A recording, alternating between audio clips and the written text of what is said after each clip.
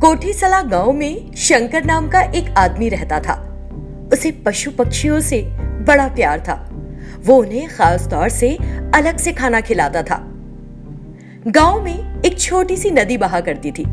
हर दिन शंकर वहां जाकर पानी में रहने वाली मछलियों को भी खाना डालता था। खाना खाने के बाद वो सारी मछलियां वहां से चली जाती। फिर शंकर वहां कुछ देर बैठा रहता और फिर अपना खेती का काम करने निकल जाता, जिससे उसका जीवन चल रहा था। ऐसे ही कुछ दिन बीत गए। एक दिन शंकर नदी पर गया, मछलियों को खाना डाला, फिर वो वहीं बैठकर सोचने लगा, आहा, आज मौसम कितना अच्छा है। ठंडी हवा, ठंडा पानी और आसमान में गहराए बादल। इस तरह वो प्रकृति की सुंदरता का आनंद ले रहा था। इसी बीच उसका दोस्त संतोष वहां बड़ी जल्दी में आया और बोला, अरे शंकर, जल्दी से आओ, तुम्हारे घर में गैस सिलेंडर फट गया और तुम्हारा घर पूरा जल गया है। उसकी बात सुनकर शंकर घबराया हुआ घर भागा। घर में रखा पैसा और बाकी सारी चीजें सब जल गई थी। ये देखकर शंकर को बहुत बुरा लगा। हे ईश्वर, तूने ऐसा क्यों किया? ये कहते हुए वो रोने लगा और वापस नदी के पास आकर बैठ गया। अब मैं गरीब आदमी हूँ, मेरा पैसा, मेरी सारी चीज, यहाँ तक कि मेरा घर भी जल गया। अब मैं किसी की कोई मदद नहीं कर पाऊंगा।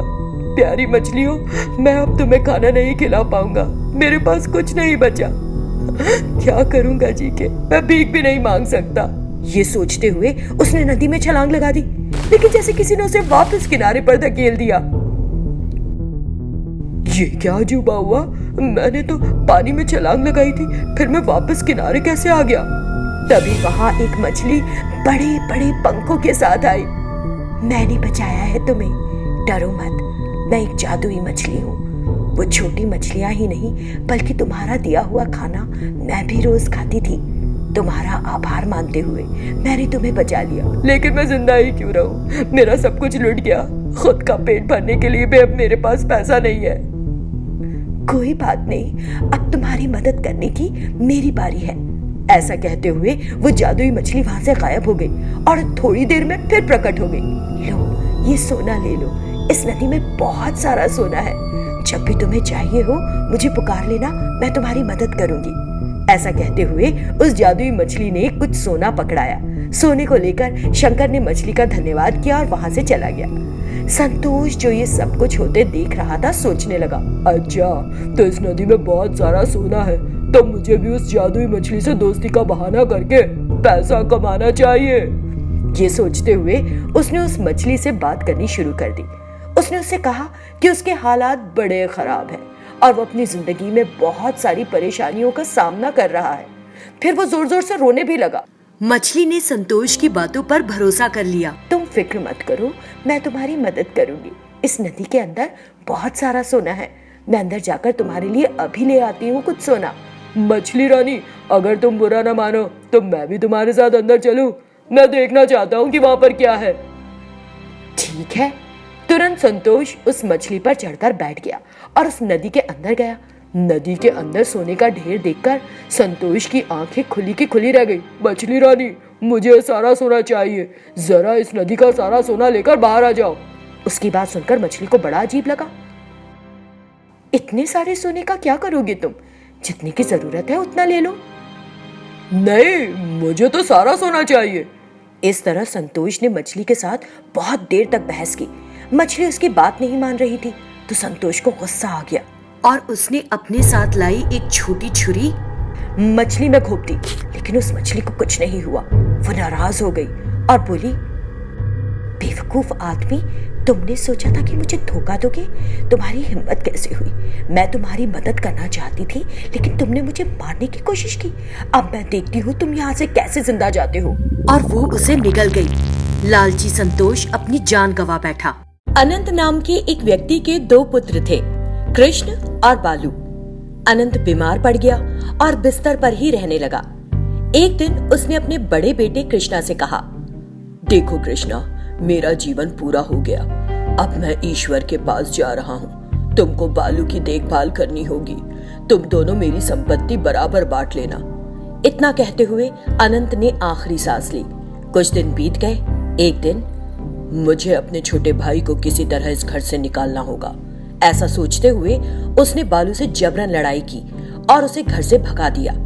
बेचारा बालू, जो एक मासूम लड़का था, उसे नहीं समझ आया कि अब क्या करे। दुखी मन से वो जंगल की ओर चला गया। फिर वो अकेला उदास सा एक तालाब के पास बैठ गया।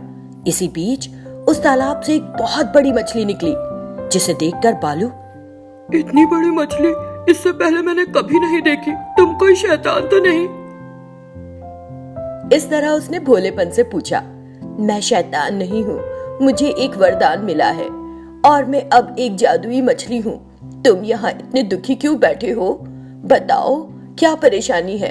तब बालू ने रोते हुए अपने भाई के बारे में बताया। चिंता मत करो, तुम्हारे बड़े भाई ने पैसे के लालच में किया है ऐसा। उसने तुमसे जानबूझकर लड़ाई की और तुमको बेघर कर दिया। मैं तुम्हें उससे अधिक धनवान बना दूंगी। मैं अपना मुंह खोलती हूँ, तुम मेरे मुंह में घुस जाओ। जैसा मछली ने कहा था, बालू उस मछली में घुस गया। उस मछली के अंदर ढेर सारा सोना भरा था। फिर उसने जितना सोना और पैसा चाहा ले लिया और बाहर आ गया। तब मछली ने कहा, तुम इस पैसे से कुछ व्यापार शुरू कर लो, तुम अपने बड़े भाई से अधिक अमीर बन जाओगे। ये कहते हुए मछली वापस पानी में चली गई। अगले दिन बालू ने उस पैसे से एक होटल शुरू किया। कृष्ण को पता चला तो झट से आया। अरे बालू, मुझे बहुत दुख है कि मैंने तुम्हें पीटा और घर से निकाल दिया। चलो अपने घर वापस चलो। कृष्ण ने नाटक किया कि वो बहुत शर्मिंदा है। अरे भाई, आप इस तरह दुखी मत होइए, ऐसी लड़ाइयां तो चलती ही रहती हैं। मैं चलता हूँ आपके साथ वापस घर, चलिए।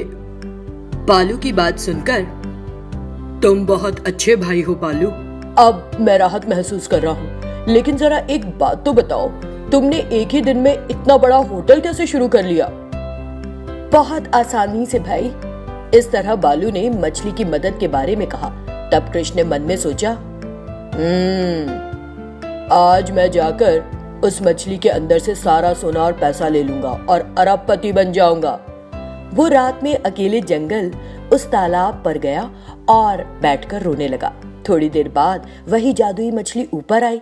उसे देखकर मछली ने सोचा, मैं समझ गई हूँ कि तुम कौन हो। तुमने बालू के साथ जो किया और अब जो कर रहे हो, तुम्हें सबक सिखाना होगा। क्या हुआ, रो क्यों रहे हो? मेरे छोटे भाई ने मुझे धोखा दिया और मुझे घर से बाहर निकाल दिया। उसने झूठ कहा। चिंता मत करो, तुम मेरे अंदर से जितना चाहो पैसा ले लो। मछली ने अपना मुंह खोल दिया। तुरंत कृष्ण उसके मुंह में चला गया। जैसे ही अंदर गया, मछली ने अपना मुंह बंद कर लिया। यहाँ तो कुछ नहीं है, मेरा दम घुट रहा है। वो मछली के अंदर तड़प तड़प के मर गया। बुजुर्गों ने कहा है कि यदि आप किसी का बुरा करने की कोशिश करते हो तो एक ना एक दिन आप खुद बर्बाद हो जाओगे। मछली ने कृष्ण को सही सजा दी। रात के समय एक आदमी दौड़ता हुआ जा रहा था। संतोष ने देखा तो सोचा, रात के समय कौन भाग रहा है? चोर है क्या? वो घबरा गया और जोर जोर से चिल्लाने लगा, चोर, उसे पकड़ो, चोर, चोर। इससे वो आदमी भी डर गया और तेज भागने लगा। तभी उसके हाथ से एक छोटी सी डिबिया नीचे गिर गई। भागम भाग में उस आदमी को पता नहीं चला। तुरंत संतोष ने उस डिबिया को उठा लिया। ये क्या है? ये डिब्बी बड़ी अनोखी लग रही है। उसने वो डिब्बी खोल दी। देखते ही देखते उस छोटी सी डिब्बी से एक बड़ी मछली बाहर निकल आई। अरे बाप रे, ये क्या है?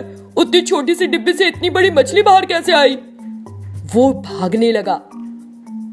अरे अरे, डरो मत, एक मिनट रुको तो, मेरी बात तो सुनो। इस तरह उस मछली ने उसे पुकारा। सुनकर संतोष ने सोचा, हे ईश्वर, ये जादू, ये तो एक जादू की मछली दिखती है। लगता है मैंने बैल मुझे मार कर लिया। बस ये बैल नहीं, एक मछली है। मुझे लगा कि वो आदमी एक चोर है और उसे पकड़वाने की कोशिश करी, लेकिन अब तो ये मछली मेरे पीछे ही पड़ गई। डरा हुआ वो और तेज भागने लगा, लेकिन मछली ने उसका पीछा नहीं छोड़ा। अरे भाई, तुमने तो रेस लगा रखी है। मैं कुछ बुरा नहीं करने जा रही हूँ तुम्हारा। तुमने जो मेरी मदद की है तो थैंक्स करना चाह रही हूँ। तुम पता नहीं क्या उल्टा पुल्टा समझ कर भाग रहे हो। है क्या? मैंने कब और कैसे मदद की तुम्हारी? तुम झूठ बोल रही हो। तुम मुझे खाना चाहती हो। नहीं दोस्त, एक जादूगर ने मुझे पकड़ लिया था। वो मेरे जरिए अपना कुछ फायदा करना चाहता था, इसलिए उसने मुझे एक डिब्बी में कैद कर लिया और ले जा रहा था। तुम्हारी मदद से ही मैं बाहर आ सकी। Thank you so much. बदले में मैं तुमको एक वरदान देना चाहूंगी। मेरे पास कई जादुई शक्तियां हैं। उन शक्तियों की वजह से ही मैं धरती पर भी जिंदा रह सकती हूँ। तुम जो चाहो तुम्हें दे सकती हूँ। मैं बहुत गरीब आदमी हूँ। अगर तुम दे सको तो मुझे कुछ पैसा दे दो। मैं उस पैसे से एक छोटा सा धंधा शुरू कर लूंगा। ओह, बस इतना ही? अभी लो जितना चाहो। ये कहते हुए उस मछली ने अपने मुंह से कुछ पैसे निकाले। अरे वाह, इतना सारा धन! हाँ दोस्त, मेरे अंदर बहुत सारी चीजें हैं। मेरे पास पैसा, सोना, हीरे और कई जवाहरात हैं। तुमको जो चाहिए दे सकती हूँ मैं। तुम मेरे अंदर चले जाओ ना, जो पसंद आए उठा लेना। कहते ही मछली ने अपना मुंह खोल दिया। संतोष ठीक है कहकर अंदर चला गया। उसे उस मछली के अंदर बेशुमार पैसा, सोना और हीरे मिले, जिसे देखकर संतोष की आंखें फटी की फटी रह गई। फिर उसने जितना चाहा उठाया और बाहर आ गया। अब तो खुश हो ना तुम इस सब के साथ? थैंक्स ढेर सारा। मुझे भी धन्यवाद देना चाहिए। इस धन से मेरा जीवन पूरी तरह बदल जाएगा। ये तो बहुत अच्छा होगा। तो टाटा, बाय बाय। इतना कहते ही वो मछली वहां से गायब हो गई। संतोष ने सारा सोना, पैसा और हीरे ले लिए और घर चला गया।